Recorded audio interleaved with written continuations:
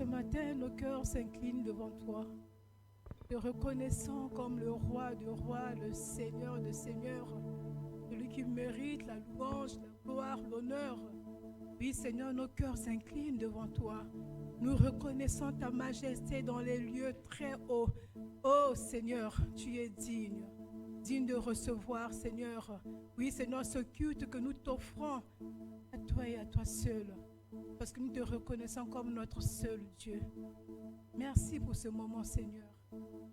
Nous croyons que tu as reçu à bras grands ouverts ces mots que nous t'avons adressés.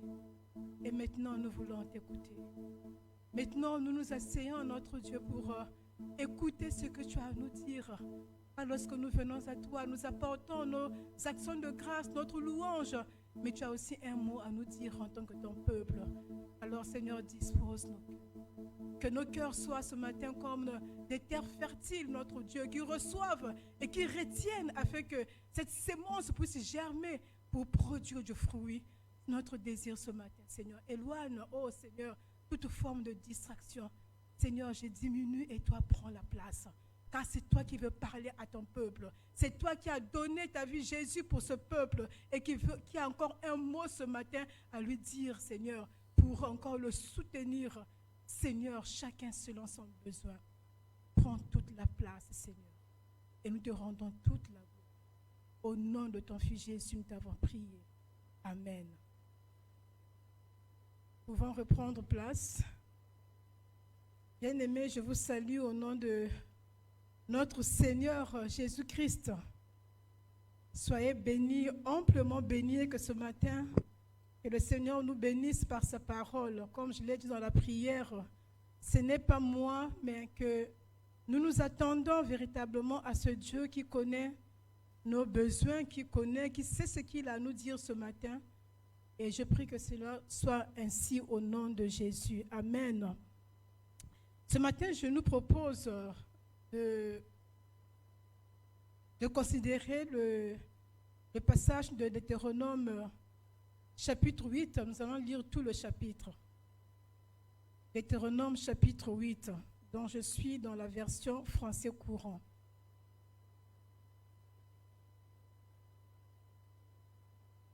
Veillez à mettre en pratique tous les commandements que je vous communique aujourd'hui. Ils vous permettront de vivre et de devenir un peuple nombreux. Vous pourrez alors prendre possession du pays que le Seigneur a promis à vos ancêtres. Souvenez-vous de la longue marche que le Seigneur, votre Dieu, vous a imposée à travers le désert pendant 40 ans. Il vous a ainsi fait rencontrer des difficultés pour vous mettre à l'épreuve afin de découvrir ce que vous aviez au fond de votre cœur et de savoir si oui ou non vous vouliez observer ces commandements. Après ces difficultés, après vous avoir fait souffrir de la faim, il vous a donné la manne, une nourriture inconnue de vous et de vos ancêtres. De cette manière, il vous a montré que l'homme ne vivra pas de pain seulement, mais de toute parole que Dieu prononce. Vos vêtements ne sont pas usés, vos pieds n'ont pas enflé durant ces 40 ans. Comprenez donc bien que le Seigneur, votre Dieu, veut vous éduquer comme un père éduque son fils. Observez le commandement du Seigneur, votre Dieu. Conduisez-vous comme il le désire et respectez-le. Le Seigneur, votre Dieu, va vous faire entrer dans un bon pays, arrosé par des torrents et par l'eau. Et par l'eau, de nombreuses sources qui jaillissent des profondeurs dans la plaine ou dans la montagne. C'est un pays où poussent le blé et l'orge, la vigne, le figuier et le grenadier. Un pays qui abonde en huile d'olive et en miel. Le pain ne vous y sera pas rationné et vous n'y manquerez de rien. De ces roches, on peut extraire du fer et de ces montagnes du cuivre. Vous y aurez de quoi vous nourrir abondamment et vous remercierez le Seigneur, votre Dieu, de vous avoir donné ce bon pays. Prenez bien garde ensuite de ne pas oublier le Seigneur votre Dieu en négligeant d'obéir à ses commandements, à ses règles et à ses lois que je vous communique aujourd'hui. Vous aurez de quoi vous nourrir abondamment. Vous vous construirez de belles maisons où vous vous installerez. Vous posséderez davantage de bœufs, de moutons et de chèvres, davantage d'argent, d'or et de biens, de toutes sortes. Veillez alors à ne pas devenir orgueilleux, au point d'oublier que le Seigneur votre Dieu vous a fait sortir d'Égypte où vous étiez esclaves. Il vous a conduit à travers l'immense et redoutable désert, peuplé de serpents venimeux et de scorpions. Dans cette terre complètement aride, il a fait jaillir pour vous de l'eau du rocher le plus dur. De l'eau du rocher le plus dur. Dans ce même désert, il vous a donné la manne, une nourriture inconnue de vos ancêtres. Il vous a fait remonter des difficultés pour vous mettre à l'épreuve, tout en vous préparant un avenir heureux. Ne pensez jamais que vous avez atteint la prospérité par vous-même, par vos propres forces. Souvenez-vous, c'est le Seigneur votre Dieu qui vous donne les forces nécessaires pour atteindre cette prospérité. Et il confirme ainsi davantage encore l'alliance qu'il a conclue avec vos ancêtres. Si vous oubliez le Seigneur votre Dieu, si vous vous mettez à rendre un culte à d'autres dieux, à les adorer et à les servir, je vous avertis solennellement aujourd'hui que vous disparaîtrez complètement. Oui, si vous n'obéissez pas au Seigneur votre Dieu, vous disparaîtrez comme les nations que le Seigneur va éliminer à votre approche. Amen. La lecture a été un peu longue, mais il fallait lire tout le chapitre pour mieux comprendre le contexte de notre exhortation de ce matin. Nous savons déjà bien aimé que le livre de Deutéronome est le dernier discours de Moïse aux enfants d'Israël, donc avant qu'ils ne puissent entrer dans le pays de Canaan sous la conduite de Josué. Alors Moïse s'emploie ici à leur rappeler les commandements qu'il avait déjà évoqués bien avant. Donc avant qu'ils ne puissent prendre possession de la terre promise, Moïse est en train de leur rappeler encore ce que le Seigneur leur a dit, les commandements qu'il leur a donnés durant tout le long du voyage dans le désert. Et dans le chapitre 8, Moïse en fait est en train de nous expliquer que la traversée du désert a servi à Dieu pour éduquer son peuple. Comment? En le mettant à l'épreuve. C'est ce que nous lisons dans le verset 2 qui dit « Souvenez-vous de la longue marche que le Seigneur votre Dieu vous a imposée à travers le désert pendant 40 ans.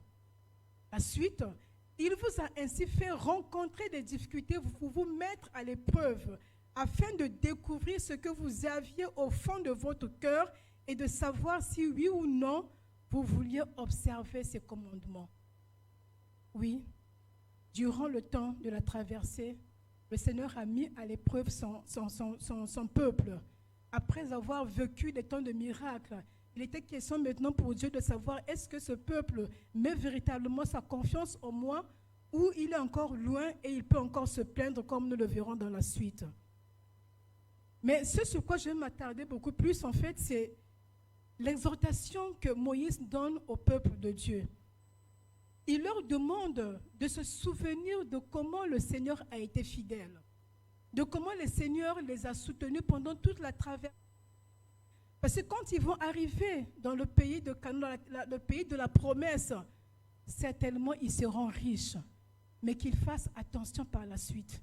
Il ne faudrait pas que les richesses qu'ils vont acquérir puissent leur faire oublier le Seigneur qui a été fidèle avec eux. En fait, il veut leur montrer que ce qu'ils ont ne vient que de Dieu. Parce qu'il a pris soin d'eux dans le désert. Et il ne doit pas oublier que le Seigneur a pourvu à tout. Donc même s'ils deviennent riches par la suite, qu'ils ne puissent pas oublier que tout cela, en fait, ne vient que de Dieu. Qu'ils ne puissent pas penser que c'est pas à cause de leur propre force. Mais tout cela venait en fait de Dieu. Donc voilà l'exhortation qu'il va leur donner. Et c'est sur quoi nous allons aussi nous attarder ce matin. Donc, je tire donc le thème de la prédication de ce verset 17 et 18 où il dit Ne pensez jamais que vous avez atteint la prospérité par vous-même. D'autres versions utilisent les richesses. Souvenez-vous, c'est le Seigneur votre Dieu qui vous donne les forces nécessaires pour atteindre cette prospérité. Alors donc, je propose ce matin le thème de la prédication, reconnaître en Dieu la source de nos richesses. Reconnaître en Dieu la source de nos richesses. Ou encore pour mieux personnaliser, je pourrais dire, reconnais en Dieu la source de tes richesses. Reconnais en Dieu la source de tes richesses. Et je vais traiter la thématique en 3 points. Le premier, tout vient de Dieu. Tout vient de Dieu, tout simplement. Le deuxième point, les richesses selon les perspectives divines. Et le troisième point, quelques principes pour une gestion responsable des richesses. Alors, donc, nous allons attaquer directement le premier point. Tout nous vient de Dieu. Tout vient de Dieu. Vous êtes d'accord avec moi? Ou quelqu'un n'est pas d'accord? Tout vient de Dieu. En fait, je sais que ce ne sont que des rappels parce que nous sommes déjà convaincus de cela. Oui, je dis bien tout parce qu'il ne s'agit pas seulement des richesses. Il ne s'agit pas seulement des richesses. Et sans même que je n'ai besoin de prendre d'autres passages bibliques, déjà ce que nous avons lu nous montre que effectivement Dieu prend véritablement soin de nous. Il a pris véritablement soin du peuple dans le désert. Tout vient de Dieu. Alors nous allons lire encore, je vais rappeler encore les mots de verset 2 jusqu'au verset 5 pour que je puisse expliquer après ce que je veux dire. Souvenez-vous de la longue marche que le Seigneur votre Dieu vous a imposée à travers le désert pendant 40 ans. Il vous a ainsi mis à l'épreuve afin de découvrir ce que vous aviez au fond de votre cœur et de savoir si oui ou non vous vouliez observer ce commandement. Après ces difficultés, après avoir fait souffrir de la faim, il vous a donné la manne, une nourriture inconnue de vous et de vos ancêtres. De cette manière, il vous a montré que l'homme ne vivra pas de pain seulement, mais de toute parole que Dieu prononce. Vos vêtements ne sont pas usés, vos pieds n'ont pas été enflés durant ces 40 ans. Comprenez donc bien que le Seigneur, votre Dieu, veut vous éduquer comme un père éduque son fils. Alors, pour essayer de montrer que effectivement tout nous vient de Dieu, j'ai voulu emprunter la sagesse humaine. Parce que parfois, peut-être dans le monde, on peut se dire, oui, mais tout vient de Dieu. Qu'est-ce que Dieu fait? Qu'est-ce que Dieu fait pour nous? Est-ce que dans tout ce que je fais, est-ce que le Seigneur est là? Alors, j'ai pensé qu'il serait bien que nous puissions emprunter la sagesse humaine pour en fait confondre cette pensée de l'homme et comprendre qu'effectivement même Dieu va au-delà de ce que l'homme va penser. Alors je voulais utiliser une théorie développée par le psychologue américain Abraham Maslow. Peut-être que certains connaissent cette théorie-là. C'est la pyramide de Maslow. La pyramide de Maslow, en fait, définit 5 catégories de richesses fondamentaux de l'être humain. Et il les catégorise en différents niveaux, du premier jusqu'au 5e niveau. Mais ce n'est pas ce qui m'intéresse. Moi, ce qui m'intéresse, c'est les catégories qu'il a fait ressortir pour définir les besoins fondamentaux de l'être humain. Alors, il va dire qu'il y a 5 types de besoins. Les besoins physiologiques, les besoins de sécurité, les besoins d'estime, les besoins d'appartenance et le besoin d'accomplissement.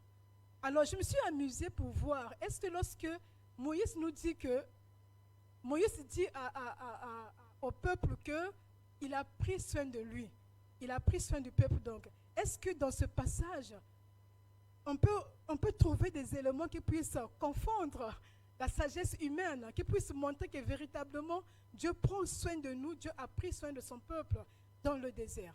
Alors les besoins physiologiques, tous sont les besoins vitaux qui assurent la survie du corps physique. Donc tout ce qui est le besoin de manger, le besoin de boire, le besoin de dormir, tout ça. Nous savons très bien que le peuple de Dieu, juste après la sortie de l'Égypte, je pense 3 jours après quelque chose comme ça, ils ont commencé à murmurer parce qu'ils n'avaient pas à manger et parce qu'ils n'avaient pas d'eau. Ils ont regretté même les viandes de marmite, enfin les marmites de viande qu'ils mangeaient en Égypte, malgré le fait qu'ils souffraient là-bas. Ils ont commencé, nous connaissons très bien l'histoire, comment ils s'en prenaient à Moïse pour lui dire, mais qu'est-ce que tu nous veux? Tu veux nous voir mourir ou quoi? Ils ont murmuré et Dieu leur a donné manne, Dieu leur a donné l'écaille pour se nourrir le soir et le matin. Dieu a donné. Ils n'ont pas travaillé pour cela. Dieu a fait descendre, il leur a donné et ils ont mangé. Alléluia. Et un autre élément aussi que nous voyons aussi dans ce passage, c'est aussi les vêtements. Ça fait toujours partie aussi de ces besoins physiologiques. Donc les vêtements pour se protéger du froid du désert, nous savons que c'est un endroit qui n'est pas, qui est hostile, j'ai envie de dire, inhospitalier, parce que les conditions sont tellement difficiles. Mais là, le Seigneur a veillé. Même leurs vêtements n'ont pas été usés pendant 40 ans. Pendant 40 ans, leurs vêtements n'ont pas été usés, selon ce que ce passage nous dit. Donc, besoin physiologique, oui, le Seigneur a assuré. Vous êtes d'accord avec moi? Il a assuré. Les besoins de sécurité. Oui, bien entendu, Dieu lui-même était la source de sécurité de son peuple. Ce peuple a bénéficié d'une, j'ai envie de dire, d'une présence protectrice qui a été constante tout au long du voyage. Par la colonne de nuée la journée et la colonne de feu le soir, le Seigneur était présent et il a sécurisé son peuple. Il a sécurisé son peuple. Et il n'y a pas meilleure protection que celle de Dieu. Selon l'esprit du psaume 127, le premier verset qui dit « Si l'Éternel ne garde la ville, celui qui la garde veille en vain. » Le Seigneur a veillé sur son peuple. Durant tout le voyage, le Seigneur a été là par ces éléments qui étaient physiquement, qui étaient physiques, que le peuple pouvait voir. Le Seigneur a été présent et lui-même, il a assuré la protection de son peuple. Alors, Maslow va mettre dans cette catégorie de besoins tout ce qui est santé, sécurité de l'emploi, sécurité des richesses qu'on peut avoir, les logements, tout ça. Oui, Dieu a veillé à tout cela aussi. Parce que pour la santé, il nous a dit, je n'ai pas perdu de temps pour chercher, mais dans le même passage que nous avons lu, il est dit que les pieds des Israélites n'étaient pas enflés. Ce qui veut dire que Dieu a pris soin de son peuple, même sur le plan de la santé. Ils ne sont pas tombés malades. En tout cas, il n'y a pas un qui part dans ce que Moïse est en train de décrire.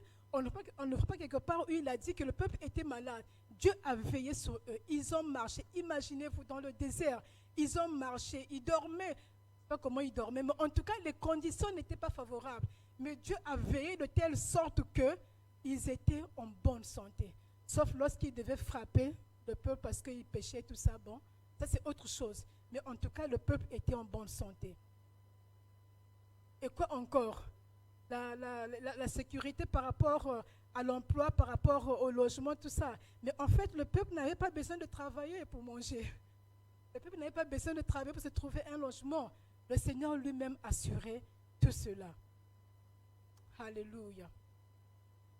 Maslow nous parle aussi du besoin d'appartenance, qui inclut le besoin d'aimer ou d'être aimé, le besoin d'appartenir à un groupe ou d'avoir des relations sociales. Oui, mais c'est la vision de Dieu tout simplement. C'est la vision de Dieu tout simplement. Lorsque les Israélites, Dieu a fait d'eux un peuple, une nation.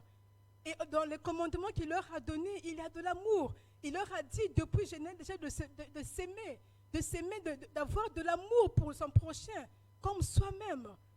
Même là encore, c'est déjà la vision du Seigneur. Le Seigneur, même aujourd'hui pour nous aussi, nous sommes une famille où nous vivons l'amour, où nous nous aimons les uns les autres. Donc ce besoin d'être aimé, d'appartenir à un groupe, d'avoir de bonnes relations sociales, en fait, j'ai envie de dire, c'est ce que nous vivons et c'est ce que le peuple aussi a vécu. Et mieux encore pour ce peuple était aimé de Dieu. Il était aimé par Dieu lui-même. Et Dieu a fait de ce peuple son propre peuple, comment ça, je ne sais pas comment tu peux dire, son bien précieux, si je peux m'exprimer ainsi. On peut me le lire aussi, par exemple, dans Deutéronome 7:6, il est dit, tu es en effet un peuple saint pour l'Éternel ton Dieu. Il t'a choisi parmi tous les peuples qui se trouvent sur la surface de la terre pour que tu sois son peuple précieux. Donc non seulement au milieu du peuple, les Israélites pouvaient trouver ce sentiment d'être aimés, mais Dieu lui-même déjà leur assurait son amour. Et il dit de ce peuple, un peuple qui lui était précieux. Alléluia. Le besoin d'estime. Qui porte sur la confiance en soi, la valorisation par les autres, le respect par les autres. Est-ce que Dieu n'a pas agi aussi dans ce cadre? Bien sûr que si. Appelons-nous, ne serait-ce qu'en Égypte, comment le peuple était maltraité. On les appelait les esclaves. Mais Dieu a enlevé ces statuts. Il les a libérés. Et il a fait d'eux. Et de son peuple, mais en tout cas, c'est Dieu d'abord lui-même qui les a valorisés en enlevant ce statut d'esclaves pour leur rendre encore leur dignité. Parce que même là où ils vont partir, déjà quand ils vont traverser le désert, quand ils vont commencer à prendre le territoire, ils seront victorieux. Le Seigneur sera avec eux. Donc ils vont récupérer en quelque sorte leur dignité. Et il sera un peuple même qui sera craint. Le besoin d'estime, le Seigneur a assuré. Deutéronome 7, verset 7 à 8 nous dit encore aussi, si l'Éternel s'est attaché à vous et vous a choisi, donc il parle du peuple d'Israël, ce n'est nullement parce que vous êtes plus nombreux que les autres peuples. En fait, vous êtes le moindre de tous. Mais c'est parce que l'Éternel vous aime. Et c'est parce qu'il veut accomplir ce qu'il a promis par serment à vos ancêtres. C'est pour cela qu'il vous a arraché avec puissance au pouvoir du Pharaon, au roi d'Égypte, et qui vous a libéré de l'esclavage. Le besoin d'estime, le Seigneur lui-même a assuré. Et le dernier, c'est le besoin d'accomplissement de soi, qui est le désir profond de réaliser son plein potentiel. C'est un désir que nous avons tous en nous. Nous voulons réaliser quelque chose où on peut se dire, oui, ça je l'ai fait, et on est content soi-même. Rappelons-nous que le peuple est à l'entrée de la terre promise. C'est la fin du périple dans le désert. Le peuple a quitté l'Égypte pour entrer dans la terre promise. Eh bien, ce projet était maintenant à son terme. Ce projet était sur le point de se réaliser, sur le point de s'accomplir. Donc là encore, Dieu peut dire aussi qu'il a réalisé ce projet parce qu'il a amené lui-même, il a veillé sur ce peuple. Et là, ils sont sur le point d'accomplir ce projet, d'entrer à Canaan, la terre promise. Et on peut dire aussi que Dieu a réalisé ce besoin d'accomplissement de soi. Alors, je disais tantôt que j'ai pris cet exemple de la théorie de Maslow. En fait, parce que dire que Dieu a pris soin de son peuple, ça peut être quelque chose c'est-à-dire, il n'y a pas d'élément. On voit très bien par rapport au fait de se nourrir, les besoins physiologiques, oui, le Seigneur a pourvu. Mais d'autres types de besoins, parfois, ça passe inaperçu. Donc ici, par cette théorie, au moins, ça nous prouve que Dieu a pris véritablement soin de son peuple. Et puis, il ne s'agit pas seulement du manger et du boire, mais sur tous les points, comme le dit Maslow, c'est-à-dire les besoins fondamentaux de l'être humain, le Seigneur a assuré. Et donc, on peut dire avec conviction que tout nous vient de Dieu. Parce que dans le désert, il n'y avait pas quelque chose qui pouvait assurer la survie du peuple. Il n'y avait rien. Mais dans ce contexte-là, dans un endroit aussi aride, aussi, comme je le disais, inhospitalier, le Seigneur a agi et son peuple est sorti de là. Bien, en bonne santé, pas avec des habits sales, mais tout brillait, tout était bon et ils étaient sur le point d'entrer en Canaan. Ils vont nous remporter la victoire sur les autres peuples pour prendre possession de la terre promise. Oui, Moïse avait raison de dire que nous dépendons de Dieu. Le peuple devait se rappeler qu'il dépend de Dieu, même lorsqu'il sera dans la terre promise et qu'il va commencer à amasser les richesses, qu'il n'oublie pas que tout vient de Dieu. Alors, qu'en est-il de ces richesses? Nous allons passer au deuxième point, les richesses selon les perspectives divines. Comme je le disais, nous sommes tous d'accord que notre Dieu est celui qui nous donne ces richesses. Il n'y a pas à discuter là-dessus.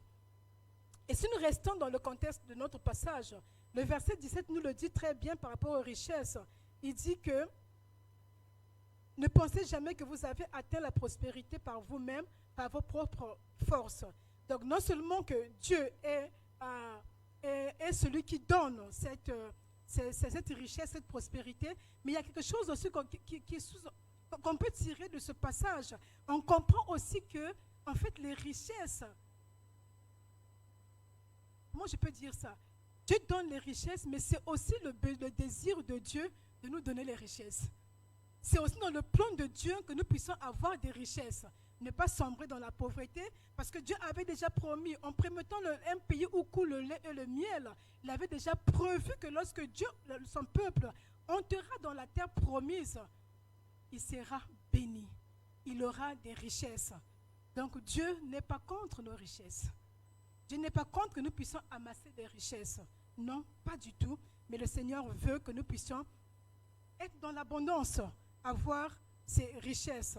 Il va leur donner ce pays de Canaan, qui est un pays fertile, doté de ressources naturelles, à la différence du désert.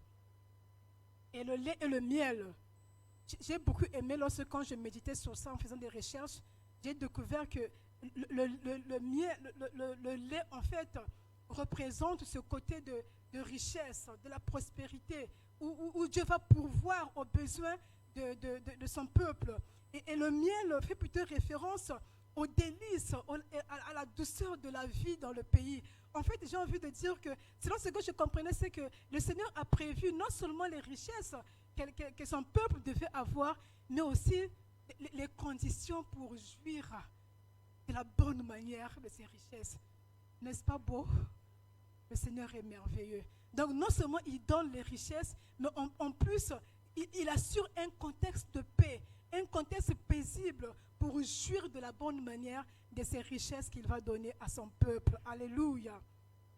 Le Seigneur est merveilleux.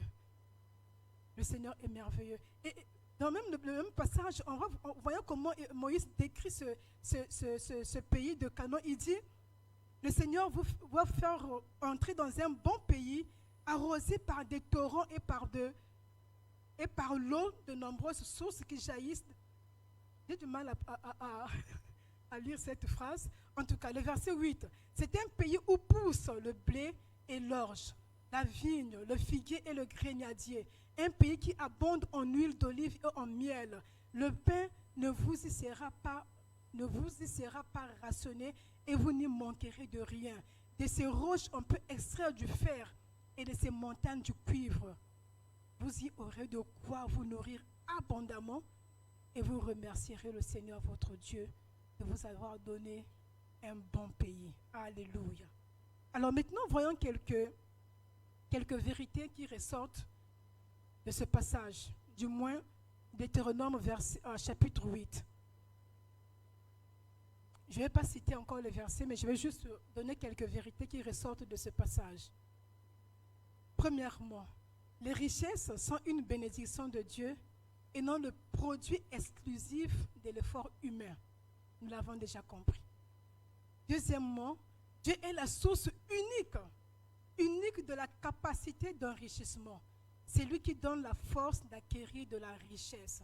Ou mieux encore, qui donne de la force, l'intelligence et les capacités nécessaires pour acquérir des richesses.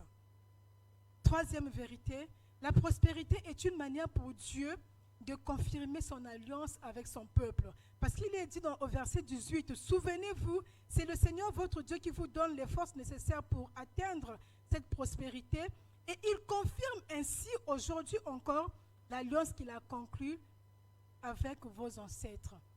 Donc en bénissant son peuple, c'est une manière pour Dieu de montrer son engagement dans l'alliance qu'il avait contractée avec son peuple.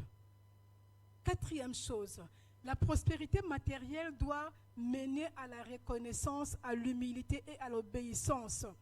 On devrait bénir Dieu pour tout ce qu'il nous donne et lui être davantage fidèle. Cinquièmement, la prospérité est un test du cœur. Hmm. Dieu a béni son peuple dans le désert. Et lorsque ce peuple sera béni, déjà, Moïse leur a attiré son attention pour lui dire, fais attention quand tu seras béni de ne pas oublier ton Dieu. Donc c'est en fait un test du cœur.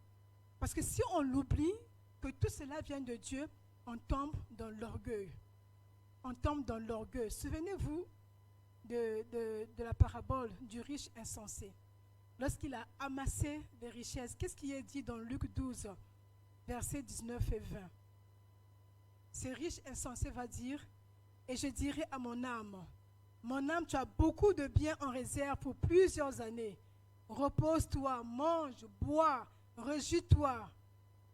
Mais Dieu lui dit, insensé, cette nuit même ton âme te sera redemandée. Et ce que tu as préparé, pour qui cela sera-t-il? Pour qui cela sera-t-il? C'est un test aussi. Quand le Seigneur va nous permettre d'avoir beaucoup de biens, est-ce que notre cœur sera attaché à ces biens ou le Seigneur restera toujours au centre de notre vie et de nos biens? C'est tellement important de prendre conscience, de savoir que ce que nous avons vient de Dieu, parce que de là aussi découlera de la manière avec laquelle nous allons gérer ces richesses ou cette prospérité. Alors là, j'en viens maintenant à mon troisième point. Quelques principes importants à prendre en considération pour une gestion responsable des richesses. En parcourant le Deutéronome 8, je n'ai pas vraiment trouvé des principes, des recommandations qui soient claires parce que Moïse s'attarde beaucoup plus sur le fait d'attirer l'attention du peuple de Dieu pour ne pas oublier le Seigneur lorsqu'il sera dans l'abondance. Et donc, j'ai cherché ailleurs, je me suis arrêtée sur un autre passage qui est...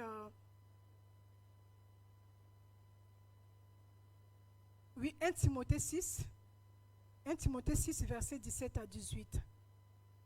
Je pense que c'est un texte qui peut nous aider pour comprendre comment Dieu veut que nous puissions gérer les richesses qu'il nous donne.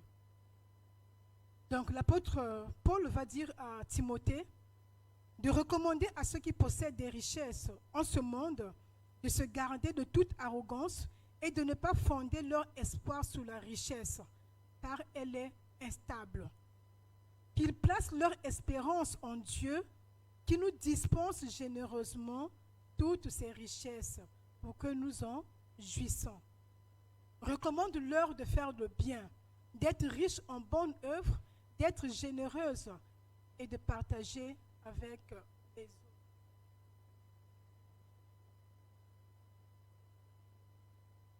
Je vais réserver le verset 17 pour la conclusion. Mais quand même aussi, dans ce verset, je vais prendre la dernière partie qui nous parle de la jouissance de nos richesses. Donc, qu'ils placent leur espérance en Dieu qui nous dispense généreusement toutes ces richesses pour que nous en jouissons.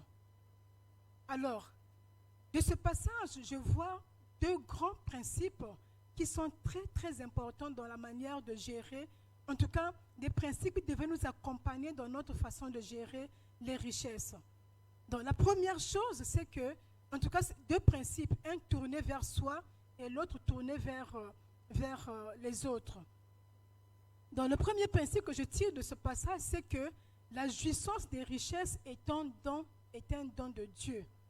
La jouissance des richesses est un don de Dieu. Dieu nous donne les richesses pour que nous puissions en jouir et non pas les thésauriser à outrance. Parfois, on aime bien thésauriser les richesses, l'argent, on garde, on amasse. C'est vrai qu'on peut avoir des projets, mais Dieu veut aussi quand il nous donne des richesses, c'est pour que nous puissions nous en réjouir. Ecclésiaste dit la même chose dans le chapitre 5, verset 19. En effet, si Dieu donne à un homme des richesses et des biens, et s'il lui accorde la possibilité d'en profiter, de retirer ce qui lui revient et de trouver de la joie dans son travail, c'est un don de Dieu. c'est un don de Dieu. Dieu nous donne les richesses pour que nous puissions nous en réjouir. Que nous puissions tirer parti de ces richesses. Ça, c'est ce qui est tourné vers nous. Et ce qui est tourné vers les autres, le verset 18 nous le dit clairement. C'est le partage et la générosité. C'est le deuxième principe qui est tourné vers les autres. Le partage et la générosité, ou tout simplement être une source de bénédiction pour les autres. Les riches sont invités à partager. Ils doivent être une source de bénédiction, ils doivent partager et non pas accumuler de façon égoïste les richesses. Les riches sont invités à faire du bien, à être riches en bonnes œuvres, à être généreux et à partager avec les autres. Rappelons-nous ce que le pasteur Clément nous a dit le dimanche passé. Il s'est attardé beaucoup sur cela. Nous devons être une source de bénédiction aussi pour les autres. Donc oui, les richesses sont là pour nous faire du bien nous-mêmes. Nous devrions nous en réjouir. Il y a des... Dans mon pays, on parle d'une ethnie, je ne vais pas dire laquelle, où on dit que les gens de cette ethnie-là sont tellement chiches qu'ils sont capables de manger, bon, je dirais la simida, l'équivalent, de manger la simida avec un petit poisson avec beaucoup de piment. Ce n'est pas que la personne manque de l'argent, mais il mange comme ça pour amasser à côté, pour garder. Non, mais le Seigneur veut que nous puissions aussi nous réjouir de ce qu'il nous donne. Nous devons aussi être contents de ce que Dieu nous donne. Donc, il ne s'agit pas seulement de mettre à côté, mais il faut se réjouir également de ces choses. Alors, bien entendu, ces deux principes sont valables, non pas seulement pour les riches, mais pour nous tous. Chacun vit et chacun donne aux autres selon sa poche, selon ses revenus. Parce qu'on attend seulement d'être riche pour être une bénédiction pour les autres, on ne le sera peut-être jamais. Donc avec ce que nous avons, nous devrions nous en réjouir, mais nous devons aussi être pour les autres une source de bénédiction. Alléluia. Alors j'en viens à la conclusion. Comme je disais, j'allais exploiter le verset 17 de 1 Timothée 6. Mais d'abord, je veux nous rappeler que nous avons mis l'accent sur le fait que les richesses que nous avons, ou encore les biens que nous avons, qu'on soit riche ou qu'on soit à un certain niveau de classe, tout ce que nous avons vient de Dieu. Même l'apôtre Paul le dira aux Corinthiens, dans 1 Corinthiens 4, verset 7, il va dire, « Car qu'est-ce qui te distingue? Qu'as-tu que tu n'aies reçu? Et si tu l'as reçu, pourquoi te glorifies-tu comme si tu ne l'avais pas reçu? » Qu'est-ce que nous avons qui ne soit pas venu de Dieu? Ce que nous avons sont des dons de Dieu. Tout nous vient de Dieu. D'ailleurs, même certaines paraboles de Jésus, lorsqu'on les étudie, comme la parabole des talents ou encore la parabole du riche insensé, on pourrait même dire en fait que nous ne sommes même pas propriétaires de nos biens. Mais c'est comme si Dieu nous met comme des intendants pour gérer ses biens. Donc même quand Dieu remplit peut-être ton compte bancaire, oui, c'est ton argent, tu as travaillé, mais la force pour acquérir cela vient de Dieu. Et c'est comme si Dieu te donne pour que tu puisses gérer, mais en réalité, ça ne t'appartient pas vraiment. Et je pense que c'est vraiment important si nous regardons, si nous avons ce regard sur nos richesses, facilement on peut s'en détacher. Lorsqu'on sait que ce que j'ai, lorsque je réalise que ce que j'ai, en réalité, le Seigneur me rend tout simplement intendante, mais ça ne m'appartient pas. Ma façon de gérer va en dépendre et je pourrais facilement, lorsque je vois un frère, une soeur dans le besoin, je peux facilement prendre et donner parce que je sais que, mais en fait, ça ne m'appartient pas vraiment.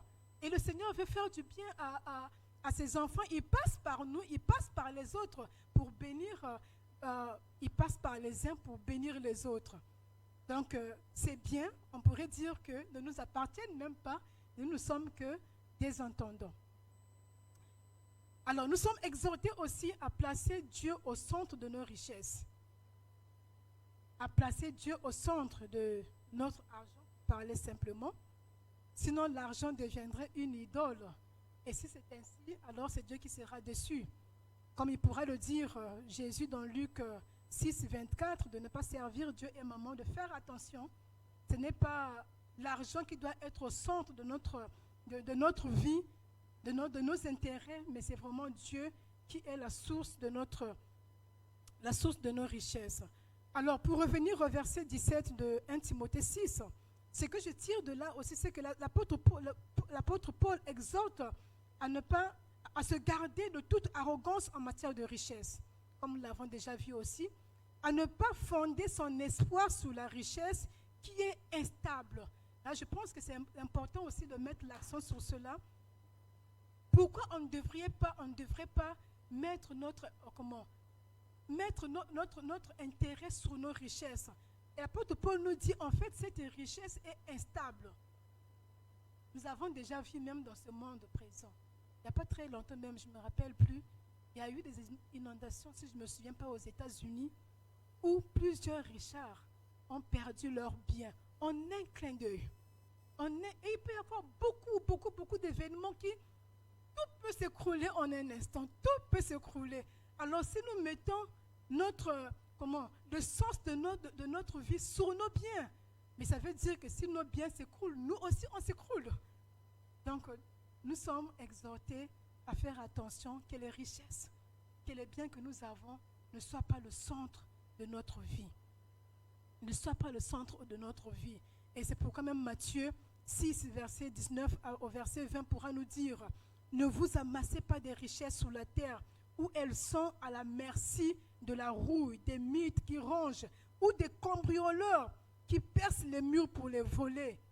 Mais amassez-vous plutôt des trésors dans le ciel où il n'y a ni rouille, ni mythes qui rongent, ni cambrioleurs qui percent les murs pour voler. Amassons les trésors dans le ciel.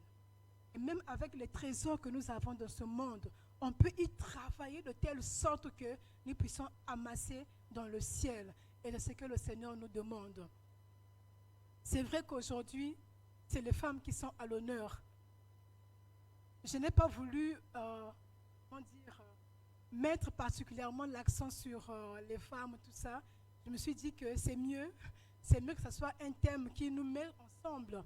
Parce qu'en matière d'argent, nous sommes tous les enfants de Dieu et Dieu nous demande d'avoir un certain regard sur les biens qu'il nous donne.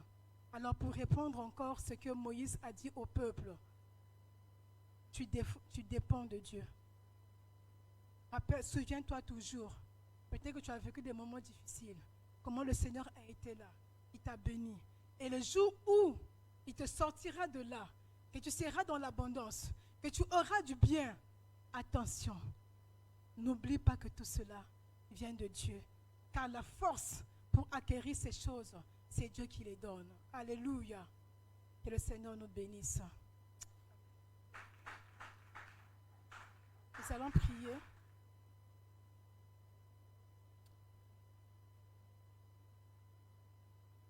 Seigneur, merci pour ta parole. J'ose croire que tu nous as parlé individuellement. Peut-être pas de la même façon, puisque certainement, peut-être que cela a été des rappels pour certains, mais nous croyons que par ton Esprit Saint, tu nous as véritablement parlé, même ne serait-ce que par un mot qui est sorti de ma bouche. Nous te disons merci. Merci parce que tu nous rappelles encore ce matin que tu n'es pas contre les richesses. Au contraire, tu veux nous donner, comme tu as donné au peuple d'Israël, non seulement les richesses, non seulement le bien. Tu as dit, ils ne manqueront jamais de pain. Non seulement toutes ces choses, mais aussi tu as donné un cadre de paix. Et c'est ce que tu veux pour chacun de nous. Seigneur, qu'il en soit ainsi. On le voit même depuis le jardin d'Éden. Avant que tu ne puisses créer Adam et Ève, tu avais déjà formé le jardin où il y avait tout ce que l'homme pouvait trouver. Et tu l'as placé là pour qu'il puisse avoir, oui, vivre du bien-être que tu avais déjà toi-même mis en place. Et ce que tu veux pour nous aussi aujourd'hui. Seigneur, donne-nous d'avoir toujours ce regard, de comprendre toujours que ce que nous pouvons avoir, même au-delà des richesses, tout ce que nous avons, notre Dieu, c'est toi qui nous donnes pour nous faire du bien. Toi qui nous donnes pour nous faire du bien, Seigneur, et donne de le comprendre, afin qu'en aucune manière nous soyons tentés d'entrer dans l'orgueil, afin qu'en aucune manière, Seigneur, nous ne puissions prendre une position d'être hautain, Seigneur, mais de comprendre toujours, notre Dieu, que tout nous vient de toi, afin que nous puissions rester dans l'humilité et de te rendre gloire de tout ce que tu nous donnes. Nous te bénissons, notre Dieu, et nous t'avons prié ainsi au nom de ton Fils Jésus. Seigneur, bénis encore ton peuple avec ces mots, notre Dieu, qui ont été dit ce matin, Seigneur. Oui, par ton Esprit Saint, continue encore à parler, car je crois que tu ne parles pas en vain, Seigneur. Continue encore par ton Esprit, Seigneur, à nous interpeller, peut-être sous des choses, peut-être avec lesquelles nous luttons en matière d'argent. Seigneur, viens encore, oh Dieu, oui, pour amplifier ce qui a été dit, afin que ton peuple soit véritablement béni. Nous te rendons toute la gloire au nom de Jésus. Amen.